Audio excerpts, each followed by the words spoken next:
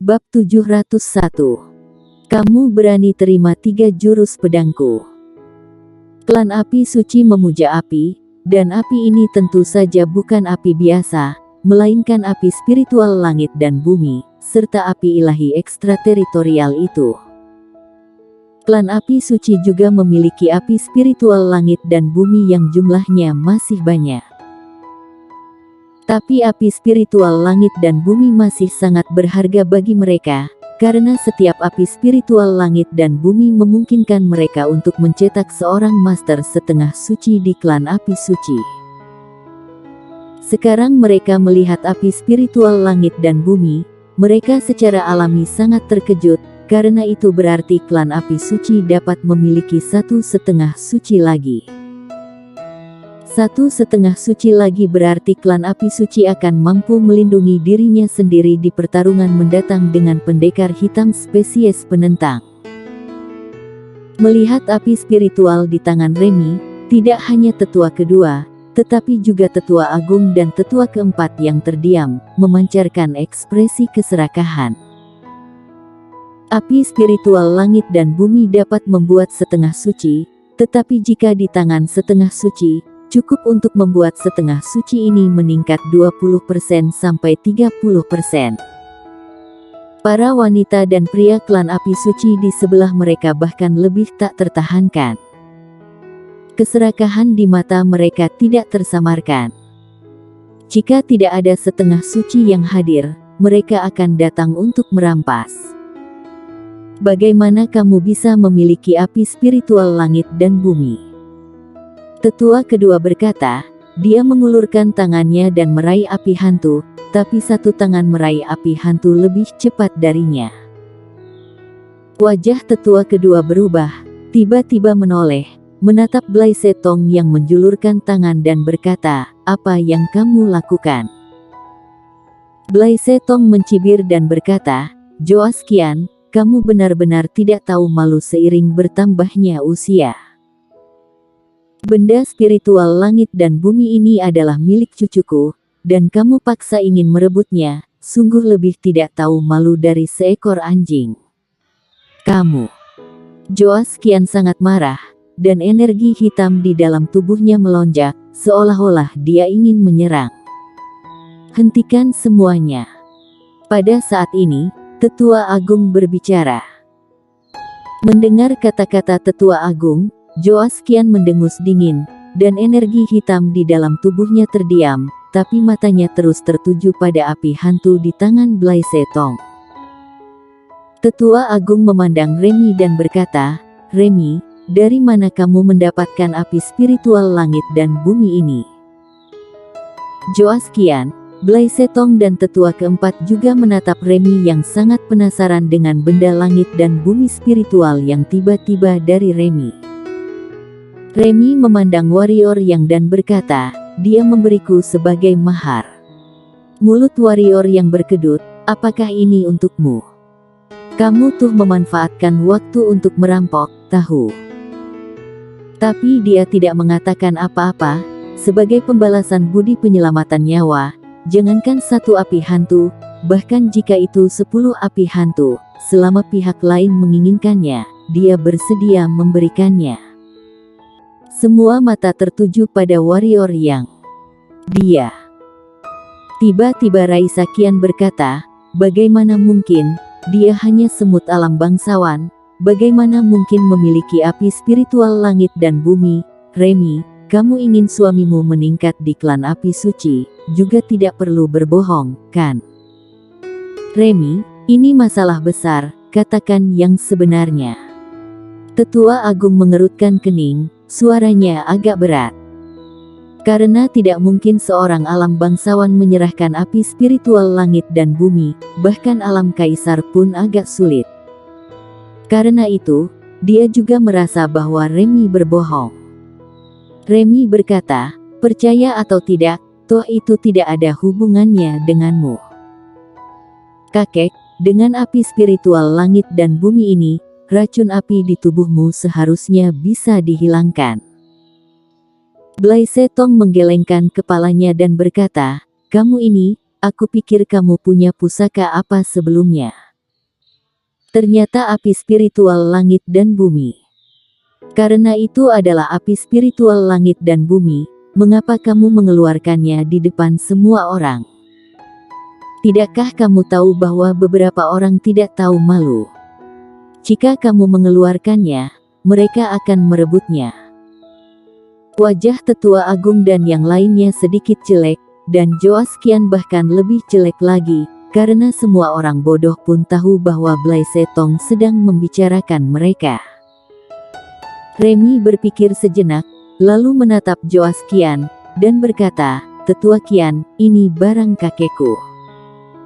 Kamu tidak akan tidak tahu malu hingga mengambilnya, kan?" Ops. Mendengar kata-kata Remy, warrior yang tiba-tiba tidak bisa menahan tawa, harus mengatakan bahwa apa yang dikatakan wanita ini benar-benar terlalu konyol. Ketika Joaskian mendengar kata-kata Remy, wajahnya tiba-tiba berubah menjadi warna hati babi. Ketika dia melihat warrior yang benar-benar tertawa, kemarahan di hatinya tiba-tiba seolah telah menemukan pelampiasan, dan dia meraung pada warrior yang, "Kamu ras manusia yang rendahan, apakah kamu percaya aku akan menamparmu menjadi daging cincang dengan telapak tanganku?" Warrior yang tiba-tiba menjadi marah dan berkata, "Kamu benar-benar setengah suci dan bukan alam fana. Jika kamu benar-benar setengah suci, apakah kamu hanya akan menggertak yang kecil dengan statusmu yang tinggi?" Wajah Joaskian berkedut, tetapi bagaimanapun juga dia tidak memilih untuk menyerang, karena dalam hal ini, dia benar-benar menindas yang kecil, dan dengan Blaise Tong di sebelahnya, tidak ada gunanya baginya untuk menembak. Dia mendengus dingin dan berkata dengan dingin, "Binatang kecil, untuk berurusan denganmu, apakah masih perlu bagiku untuk menggertakmu? Cucu perempuanku sudah cukup." Pada saat ini Raisa Qian juga berkata dengan dingin, "Itu benar, kamu adalah manusia alam bangsawan rendahan, mengapa kamu membutuhkan kakekku untuk mengambil tindakan? Aku sudah cukup." Warrior yang berkata, "Tentu saja, sifat kakek dan cucu perempuannya tidak akan jauh berbeda. Kamu adalah alam kaisar, dan aku adalah alam bangsawan. Tentu saja cukup bagi kamu untuk berurusan dengan aku. Kamu terlalu lemah, siapa yang bisa kamu salahkan?" Raisa Qian berkata dengan dingin. "Bagaimana denganku?" Remy tiba-tiba berkata, "Aku hampir sama dengan alammu, atau, apakah kita bertarung dua trik?" Wajah Raisa Qian berkedut, dan wajahnya sangat jelek. Meskipun alam dia sama dengan Remy, kekuatannya jauh lebih lemah dari Remy. Oleh karena itu, tantangan yang sudah menyangkut di tenggorokannya beberapa kali pun ditelan secara paksa olehnya lagi.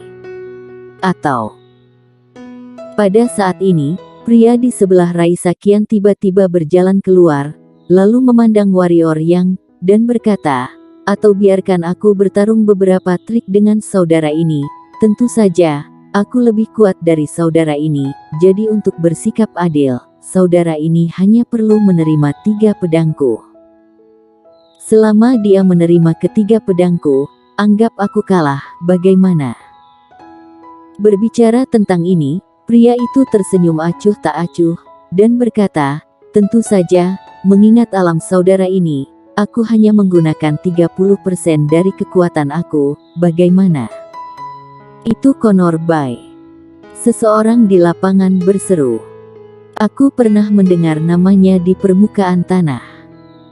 Aku dengar dia jenius ilmu pedang paling jenius di kelompok suci kecuali Felix Zuo. Aku tidak menyangka dia akan datang ke klan api suciku, dan dia juga menjadi prianya Raisa Qian. Bukankah dikatakan bahwa pedang kultivator itu sangat sombong? Bagaimana dia bisa datang ke klan api suci aku?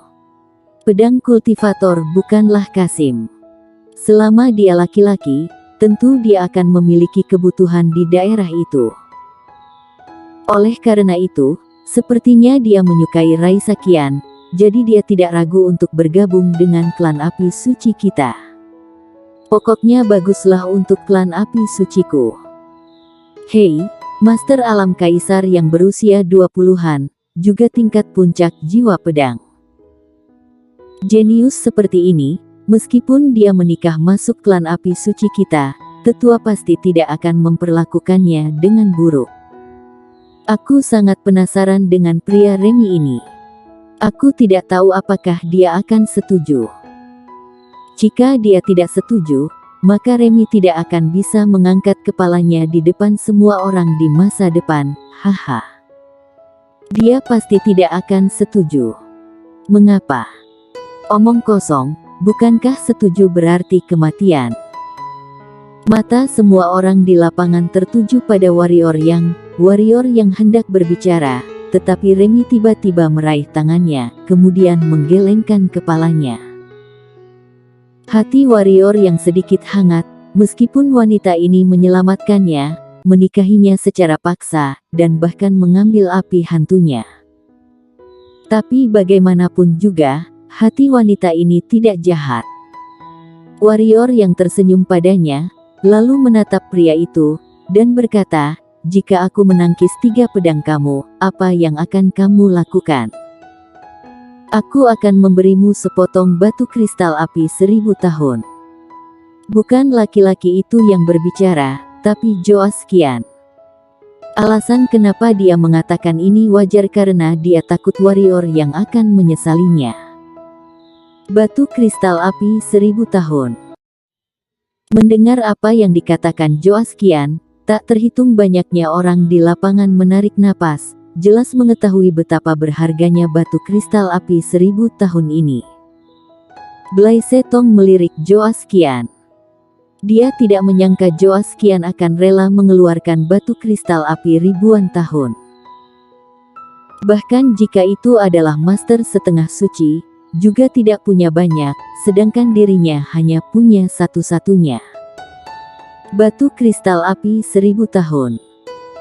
Warrior yang menatap Remy dengan curiga, hanya dia tidak tahu apa itu batu kristal api di lapangan ini. Kata-kata warrior yang menyebabkan banyak orang di lapangan tertawa. Di mata mereka, warrior yang tidak diragukan lagi adalah orang dusun yang belum pernah melihat apapun di dunia. Remy berkata, batu kristal api itu dihasilkan dari magma. Itu adalah harta klan api suci kita, karena dapat meningkatkan kultivasi orang dan juga dapat menyembuhkan luka-luka orang. Semakin panjang usia batu kristal api, semakin tinggi efeknya. Batu kristal api ribuan tahun. Jika kamu menggunakan batu kristal api 1000 tahun saat lukamu sembuh, sangat mungkin untuk menembus alam bangsawan dan mencapai alam kaisar dalam satu gerakan. Jika aku mengambil batu kristal api 1000 tahun sekarang, berapa lama lukaku akan sembuh? Tanya warrior yang. Remy melirik warrior yang, dan kemudian berkata, paling banyak 3 hari, kamu dapat kembali ke kondisi puncak kamu dalam 3 hari. Barang bagus. Ada nada kegembiraan dalam suara warrior yang, lalu menatap Joas Qian itu, dan berkata, "Hei, orang tua, jika kamu bersedia mengeluarkan 2 batu kristal api untuk bertaruh, pertempuran ini akan aku terima." Mata Joas Qian sedikit berkedut dan berkata dengan marah, "Kamu pikir batu kristal api itu batu, kamu bisa mengeluarkannya saat kamu mengatakannya?" "Tidak." Warrior yang menggelengkan kepalanya, dan berkata, "Lupakan saja, tidak mau berkelahi. Lakukan apa yang harus kalian lakukan, jangan mempengaruhi pernikahan kami." Mulut Joas Qian berkedut keras, dia menarik napas dalam-dalam, lalu berkata pelan, "Karena kamu ingin bertaruh besar, maka ayo bertaruh besar. Untuk batu kristal api 1000 tahun, aku masih punya 5 potong. Hanya saja, bagaimana jika kamu tidak bisa menangkisnya?" Warrior yang merentangkan tangannya dan berkata, "Jika aku tidak tahan, maka aku harus mati." "Mimpi kamu." Joas Qian berkata dengan marah, "Hidupmu yang murahan, Satu potong batu kristal api 1000 tahun pun tidak sepadan, dan kamu ingin mendapatkan 5 batu kristal api 1000 tahun. Warrior yang mengerutkan kening, lalu menatap Remy, dan Remy menatap Blaisetong. Blaisetong menggelengkan kepalanya dan berkata, "Aku tidak punya banyak batu kristal api 1000 tahun, dan kurasa dia tidak bisa menangkis 3 pedang lawan." Remy terdiam beberapa saat, lalu berjalan di depan warrior yang di tangannya ada setumpuk batu seukuran ibu jari yang memancarkan api, sekitar 30 buah, dan berkata, "Meskipun yang tertua baru berusia 200 tahun, aku hanya punya sebanyak ini." Dia berkata, dia ragu-ragu, lalu membalikkan tangannya, sepasang palu merahnya juga muncul di tangannya, dan kemudian menyerahkan palu merah kepada warrior yang berkata, "Kali ini, aku benar-benar tidak ada sesuatu yang bernilai lagi." Warrior yang bersama